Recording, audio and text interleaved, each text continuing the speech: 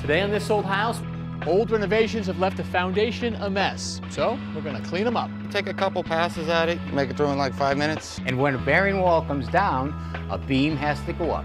And that's the project for today. What happened to all this plumbing here?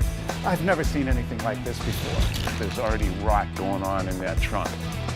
So what have you found up here? Well, a bit of a surprise.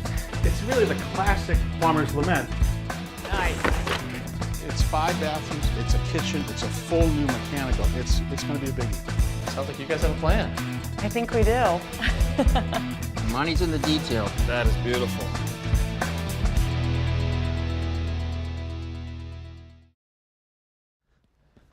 Hey there, I'm Kevin O'Connor, and welcome back to This Old House here in Concord, Massachusetts, where we are working on this little gem right here, a Cape-style house built in 1880.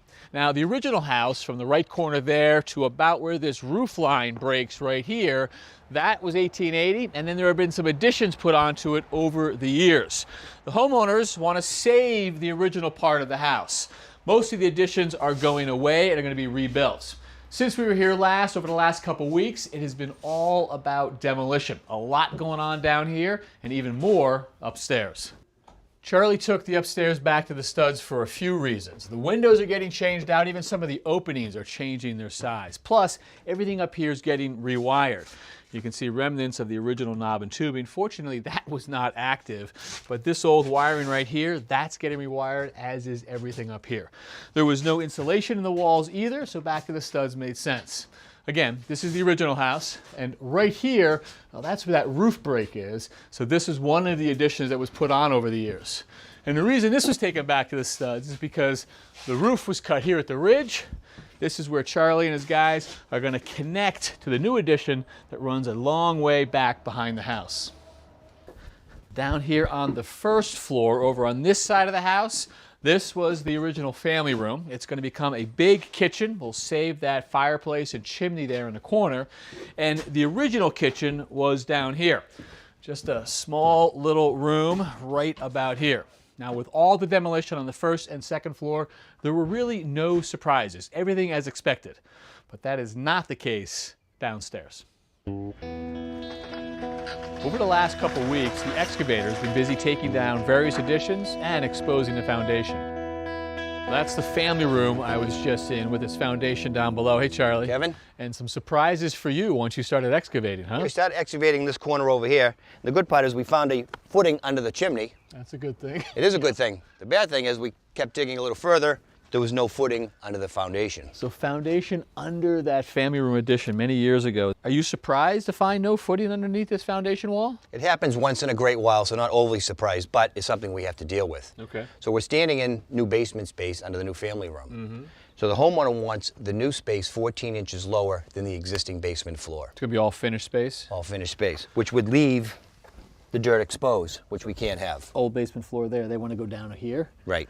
So what we have to do is we have to put a footing to support this existing foundation. Okay. And to do that, we're going to drill a series of holes, put epoxy in it with rebar, and bend them down into the footing. So that connects one to the other? It does. And this is my reference pole here, shows existing basement floor all the way down to the basement finished floor, the new one. And then below that, what, 8 inches of? Just of good compact material. I got you. So that's why we're down this far. Okay, so are we pouring next? Not yet. Before we do that, we're going to saw cut the foundation to connect the two basements. This is Ben Doherty. He does our saw cutting for us.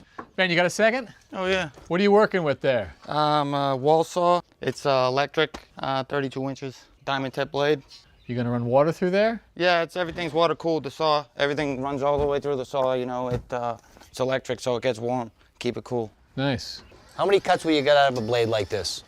Maybe like 20 to 50, depending on what you're cutting. What's that 32-inch blade worth? I don't know, probably $1,500, $2,000.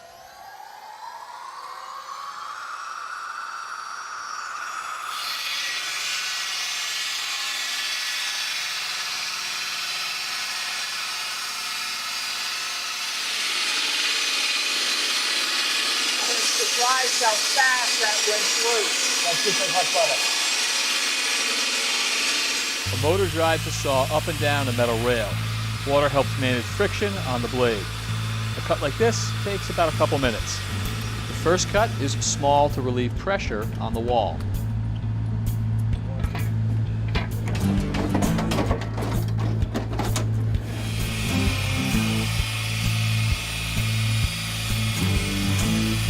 This will be our final cut.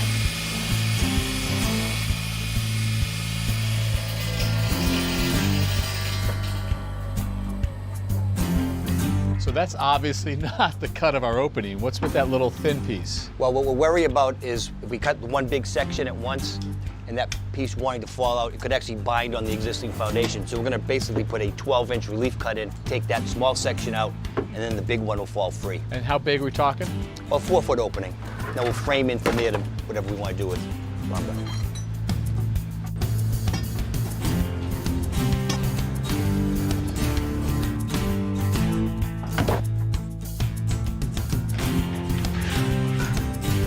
Look at that, huh? Huh? Is that expected? Almost got your boat. Just like we planned. So that's out now. And obviously we got to tip it forward and then start with the footing, Charlie? Not yet for the footing. Before that, we have to take the new foundation and connect it to the existing foundation. And pin those two together? Yes, That's very satisfying. it is.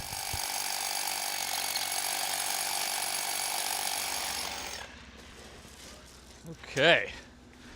Well, as you see, we have the old foundation, and this is the footing for the new foundation, and we have to connect the new to the old. And to do that, Eric's drilling holes into the concrete.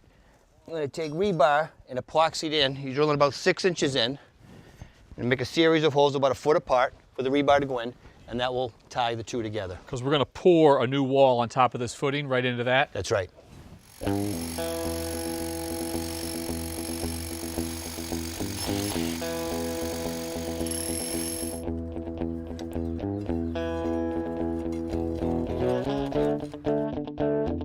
Okay, so what do we got next? Time to start setting forms. Nice. Thank you, Eric. Thank you. The homeowners have elaborate ideas for their landscape plan, and Maria is one of 3 designers that's come up with a plan. Hello, Jen. How are you? Nice I'm to see doing you. well, thank you. You want to show me what you guys have come up with so far? So we are going to begin with a very elegant, simple hedge at the beginning of the property. The homeowners would like to have a little more parking in this space, so we're adding an interesting parking area in the front of the house. And of course, we are putting in a spectacular garden in the very front of the foundation plan of the house. Well, let's walk around the property, take a Sounds look at what's good. on your plan, and then see what we come up with. Sounds good. All right. Thank you. Okay, so the erosion sock has been set up around the entire property to protect the wetlands down below. I see. Yeah, Well, we wanted to also highlight this beautiful stone wall. it's historic. Beautiful stone walls, historic little town. So the idea is to have a mixed border, a very elegant mixed border of deciduous shrubs that won't totally enclose the home, Right. but will give you kind of a little borrowed view and a sense of enclosure with a couple of refined, elegant plants. Okay. One is the red chokeberry Okay. and Korean lilac. All right, so let's talk about the chokeberry. The chokeberry gets to be 8 feet tall eventually. It's a lovely plant. It's a native. The birds love it, the berries. Right there, native and pollinator. It's fantastic. Great. The lilac, this particular lilac, does not need a lot of pruning. So I love the Miss Kim lilacs. I love the leaves on that. They're just that different shape and they're a little bigger. You know, they hold their structure. Exactly. And that beautiful. They bloom a little bit later than the common lilac, right? also colors a little bit in the fall. And of course, at this time of year, they're spectacular. So that'll be a great screen between the road and the house, but it's not going to completely cover it. It'll just pique a little interest and look different during different times of the year. Exactly. Well, let's go up here and check out what's going on the corner. So there's been a lot of discussion about this dogwood tree, Jen. And it's a beauty. It is a It's beauty. a native. It's Cornus floridus. One of my favorite all-time We trees. love them. There's nothing more elegant, the form. As you also know, they're prone to anthracnose, which is a airborne disease. Right. I did put another tree in the plan, Yep. which is a Crataegus viridis winter king hawthorn. Okay. I do like that branching structure, and it's a native plant, right? It is a native and very tall tree. White flowers in the spring. So it has beautiful white flowers in the spring and tiny little berries. If we have to take it down, I agree with that specimen tree. So, and then over here, I do agree also that taking these rhododendrons out and opening up the space will be beneficial to the new parking area. Absolutely. So this area will be made into a much nicer parking area. Okay. The client wished to have enough parking. We are going to add an extra space for a third car. Right now, currently it's okay for 2 cars. So Did I hear we want to reduce the amount of asphalt? So what we will do is we will plan to use, they're called concrete grass block, and they're basically like a grid block that you can plant with grass seed, with sand and grass, and you can actually drive on it. Right, so they're essentially vessels that you could put soil in and Exactly. then grass seed and mow right over it. Exactly, and mow right great. over it. I love it. I love the plan you've come up with. Now I want to check out the front because I think this is going to be a beautiful part of it. This area is considered a foundation planting in this raised bed with this lovely stone wall, which I think is spectacular. It has the potential of being a very beautiful space. It just looks like it's been neglected for years. Which it probably has. There are a lot of cool plants in here, but there are also a lot of weeds, noxious weeds that are Right. interspersed in the soil here. Right, right. So our plan is to probably pull out, glean as much as we can and put aside should the homeowners want the plants. And if they don't they want don't, them, we then- could cut them into pieces and put a sign that says free. They're happy gifts Yep. for somebody.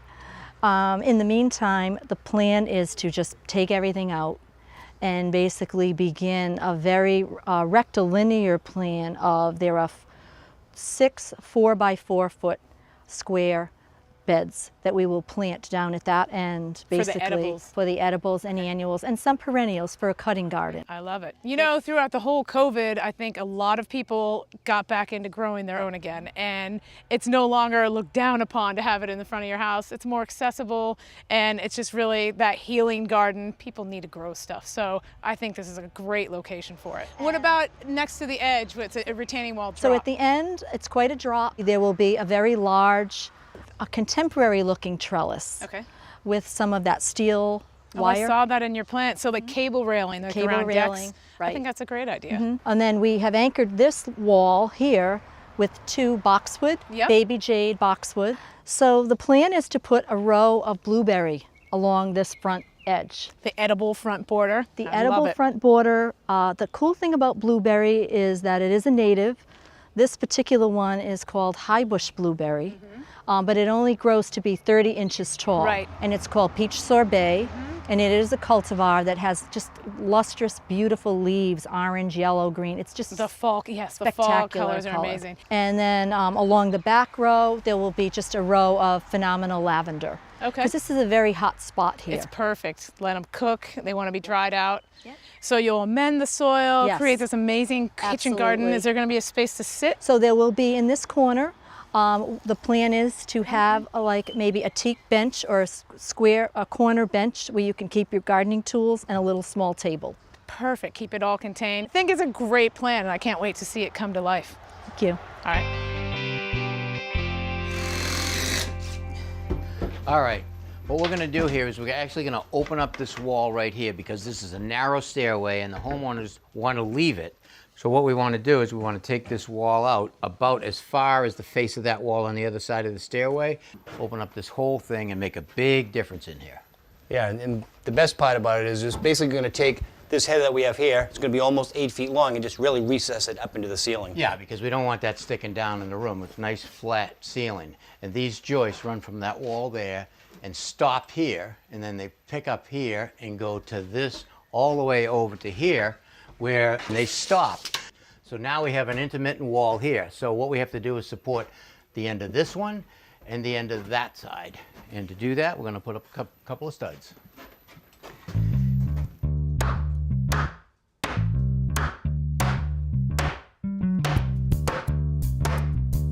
Before we do another, I want to get right under that joist.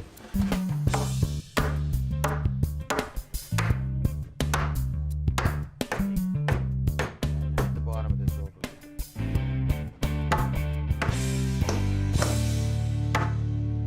Okay, good. All right, let's see if we get some of the load off of this.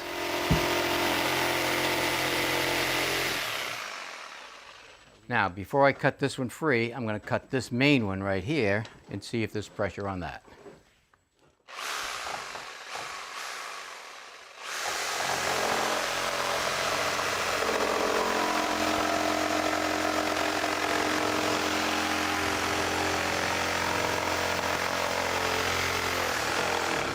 All right, so I'm not going to cut all the way through that one.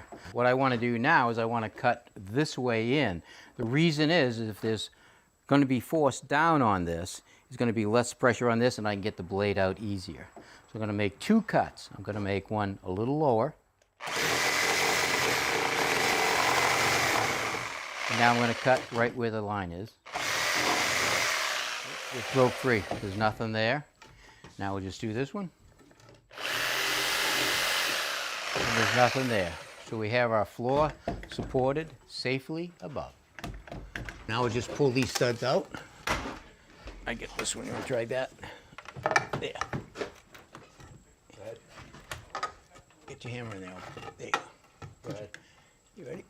No, back again. Go ahead. There you go. Nice.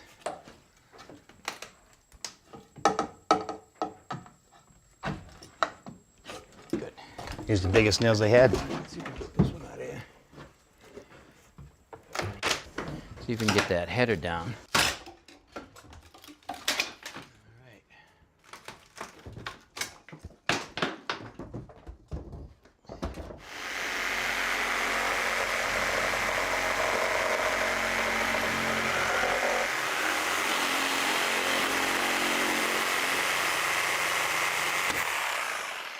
I just want to cut the strapping out of the way because it's going to be replaced anyway, so we can cut up to these joists.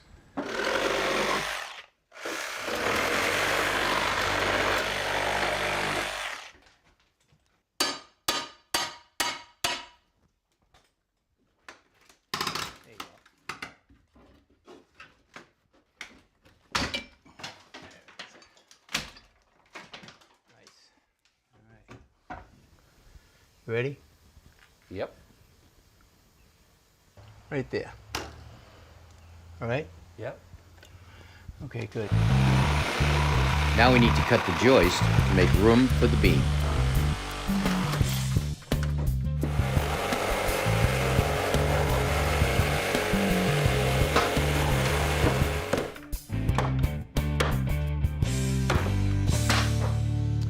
All right, so now we're ready to cut our beam to length, and the wood that we're going to use to make up the beam is a LVL, laminated veneer lumber. It's an engineered beam. We know what this beam is capable of holding. It's actually strands of lumber that are put together in sheets in one direction, unlike a piece of plywood where you have alternating laminates, one this way, and so on down the line.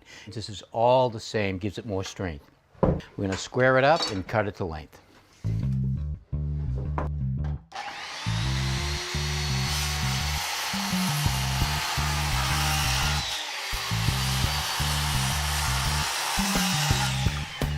All right, I think it'd be easy to put one in at a time. I can screw into the end of the joist if we do it that way. So I'll get it up. I got a block here to hold it up once you get in. I got to go to you a little. We're going to have to put a 2x end of this to pick it up. We'll just get screwing this in.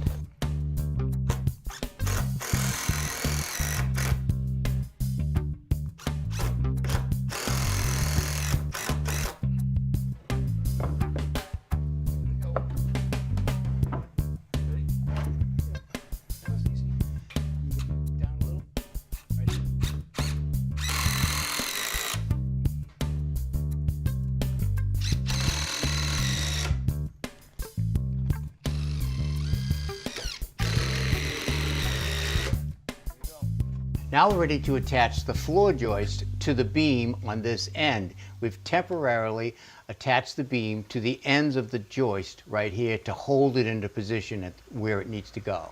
Now these joists are thicker than a conventional piece of lumber. Like this is a conventional piece of lumber, 1.5 inches. These are 1.75 inches. So the hanger that we need has to be a wider hanger. This is a hanger that's used for engineered lumber or old work. So the old work fits around that perfect. Slide it up, make sure it's tight, and I'll fasten it to the side of the beam. In this case, because it's hard to get to, I'm actually going to screw it in place using a hanger screw designed for this practice. It's a special screw, and I'm going to put it in, and I have to fill each hole.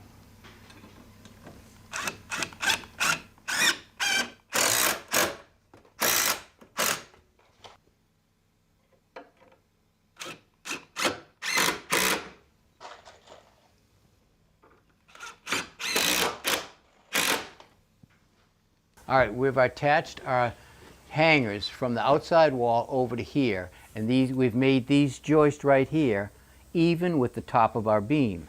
Now, because there's a slight curve in the building right here, the floor, what we need to do is jack this beam up so that the beam at the top is even with the top of the joist. So we're going to put a jack in here. You're going to jack it up, Charlie, till I tell you to stop. We'll get a hanger on this one.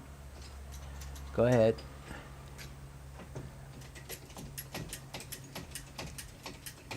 Keep going.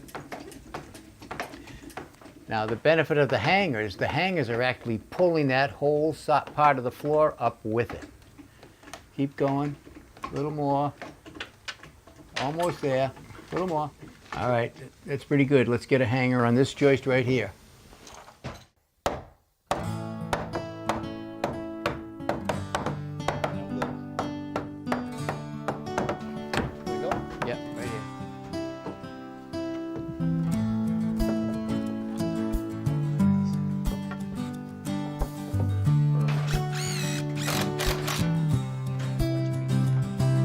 All right, let it down easy. Ready? Nice and easy. Going down. Yep. And went down and nothing moved. All right, so let's get these temporary walls out.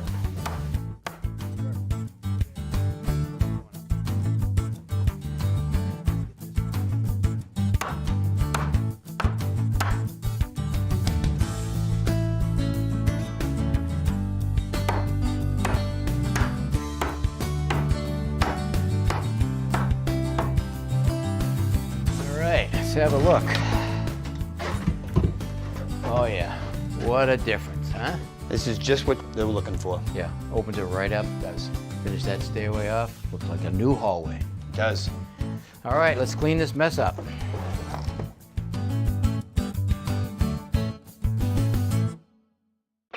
Next time on This Old House, thousands of American towns have Cape Cod style homes, and we decided to find out why. The concept of the Cape Cod house really was a 19th century concoction. Well, today we have a sloped grade that really will come into an inside corner of the new foundation and the existing. We want to keep the water out. I want to go down there and see how you guys are tackling it. All right. And we're bracing the foundation so this wall stays straight.